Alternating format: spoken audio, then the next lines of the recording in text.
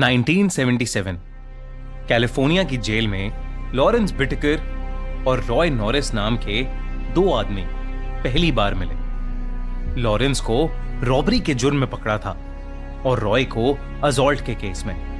दोनों बहुत जल्दी दोस्त बन गए और दोस्त बनने के बाद उन्हें यह समझ आया कि वो दोनों एक ही तरीके से सोचने वाले लोग थे और एक ही तरह का इंटरेस्ट शेयर करते थे, और वो इंटरेस्ट था टीनेज लड़कियां। जैसे जैसे उनके दिन उस जेल में बीतते जा रहे थे, उनकी दोस्ती और गहरी होती जा रही थी। वो अब डिटेल में प्लान बनाने लगे थे कि वो कैसे लड़कियों को किडनैप करेंगे और फिर उन्हें टॉर्चर करेंगे। जब लॉरेंस के जेल से छूटने की डेट पास आ गई, तब उन दोनों ने डिसाइड किया कि दोनों जेल से निकलने के बाद अपने बनाए हुए प्लान्स को अंजाम देंगे। लॉरेंस जेल से रिहा हो गया और उसके रिहा होने के कुछ महीनों बाद रॉय भी जेल से छूट गया।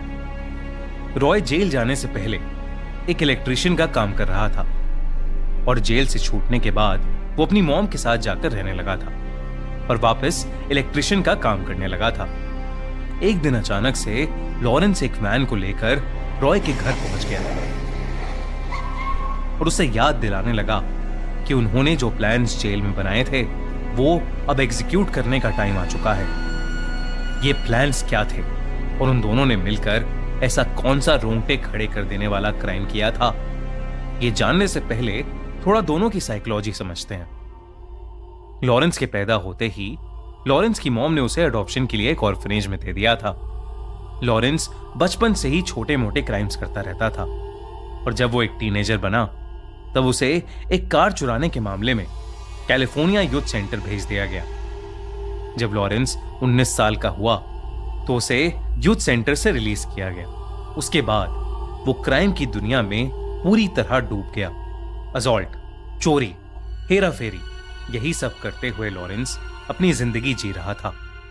इसी दौरान वो कई बार जेल गया, मगर उसके क्राइम्स कभी रुके नहीं। जेल में उसे जो साइकियाट्रिस्ट असाइन हुआ था, उसने अपनी रिपोर्ट में यह बताया कि लॉरेंस बहुत ही ज्यादा मैनिपुलेटिव इंसान था, जिसके एक बहुत भयानक क्रिमिनल बनने का खतरा था।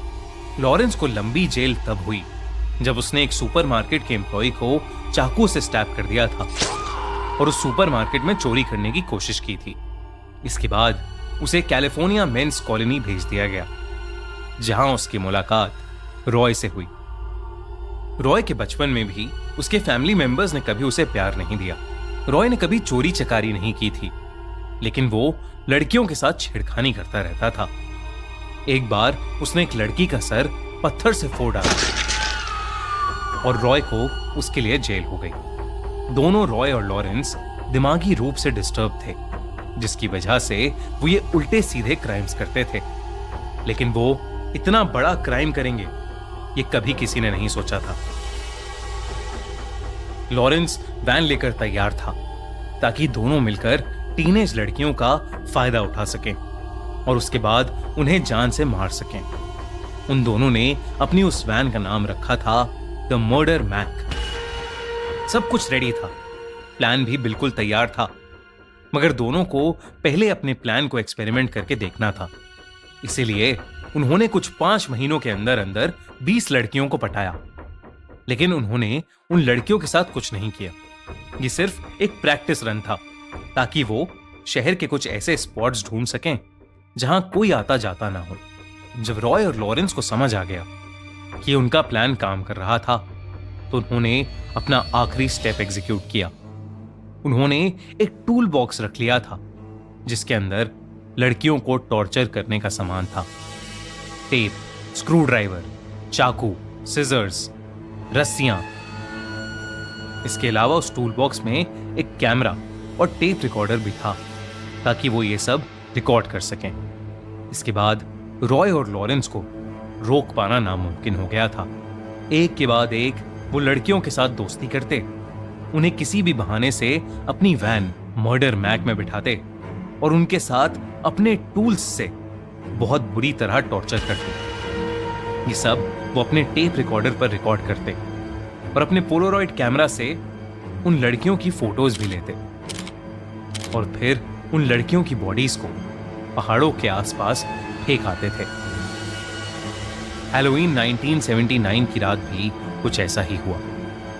शर्ली नाम की 16 साल की लड़की वो उस शाम अपनी पार्ट टाइम जॉब खत्म करके अपने दोस्त की पार्टी में जा रही थी,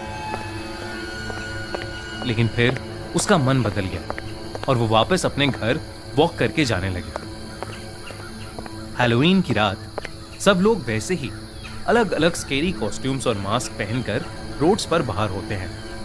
ऐसे में कोई भी मास्क पहनकर आकर आप पर अटैक कर सकता है और आपको अंदाजा भी नहीं लगेगा। ऐसा ही कुछ शर्ली के साथ हुआ। वो एक सुनसान गली से जा रही थी जब उसे लगा कि कोई उसे फॉलो कर रहा है। जब उसने पीछे मुड़कर देखा तो उसके पास एक वैन आकर रुका। उस वैन में एक आदमी मास्क पहने बैठा था। शर्ली डर गई तो उस आदमी ने अपना मास्क उतारा। मास्क के नीचे कोई और नहीं बल्कि लॉरेंस था। शर्ली के रेस्टोरेंट में लॉरेंस कई बार आता जाता था, इसलिए शर्ली उसका चेहरा पहचानती थी। इसलिए जब लॉरेंस ने उसे लिफ्ट ऑफर की तो वो मान गई और उस वैन में चढ़ गई। लॉरेंस और रॉय दोनों ने पहले तो उसके साथ खूब हंसी मजाक किया, लेकिन जैसे ही उसका घर आया रॉय ने गाड़ी मोड़ ली और तब शर्ली को लगा कि कुछ गड़बड़ है। रॉय और लॉरेंस एक सुनसान जगह में गाड़ी को ले गए और फिर उन्होंने शर्ली के साथ भी वही करा जो बाकी लड़कियों के साथ करते थे। उन्होंने उसके साथ जोर जबरदस्ती की, शर्ली को बुरी तरह टॉर्चर किया और उसे मार डाला और फिर उसकी बॉडी को किसी घर के लॉन में फेंककर वहां से चले गए। रॉय अक्सर एक बार में ड्रिंक करने जाता था जहां एक आदमी उसका अच्छा दोस्त बन गया था। उस हैलोवीन की रात रॉय ने शराब के नशे में अपने उस दोस्त को अपने क्राइम्स के बारे में सब कुछ बता दिया। कैसे उसने लॉरेंस के साथ मिलकर उन मासूम लड़कियों की सीरियल किलिंग की थी। रॉय का दोस्त ये सब बातें सुनकर इतना घबरा गया कि उसने ये सब जाकर पुलिस को बता दिया। जब पुलिस को ये सब पता चला तो उन्हें कुछ समय पहले की एक कंप्लेंट याद आई जिसमें एक लड़की ने पुलिस को बताया था कि 2 आदमी वैन में आए थे और वो उसे छेड़ने लगे थे। और फिर जब पुलिस को शर्ली की बॉडी मिली तो उन्हें यकीन हो गया कि उसका मर्डर भी इन्हीं टूल बॉक्स किलर्स ने किया होगा। इसके बाद दोनों को फौरन ढूंढकर अरेस्ट कर लिया गया। लॉरेंस के अपार्टमेंट से कई लड़कियों के कपड़े, ज्वेलरी और उनका सामान बरामद हुआ। वो सारी लड़कियां मिसिंग थीं। पुलिस ने ये सब एविडेंस के तौर पर यूज किया। रॉय नॉरिस ने अपने जुर्म को कबूल कर लिया और वो लॉरेंस के खिलाफ टेस्टिफाई करने को भी तैयार हो गया, जिसकी वजह से उसकी फांसी की सजा को थोड़ा कम कर दिया गया। वहीं दूसरी तरफ लॉरेंस को अपने जुर्म का कोई गिल्ट या रिग्रेट नहीं था। कोर्ट केस चलते हुए वो हर समय बस हंसता रहता और अपने आप को एक सेलिब्रिटी समझता रहता। उसे कोर्ट ने डेथ पेनल्टी दी। जो इस केस का इन्वेस्टिगेटिंग ऑफिसर था उसने टेस्टिफाई किया था कि उसने आज तक लॉरेंस से ज्यादा ट्विस्टेड और घिनौना आदमी कभी नहीं देखा था। ये केस आज तक की हिस्ट्री में सबसे ज्यादा रुथलेस और दिल को हिला देने वाला केस साबित हुआ।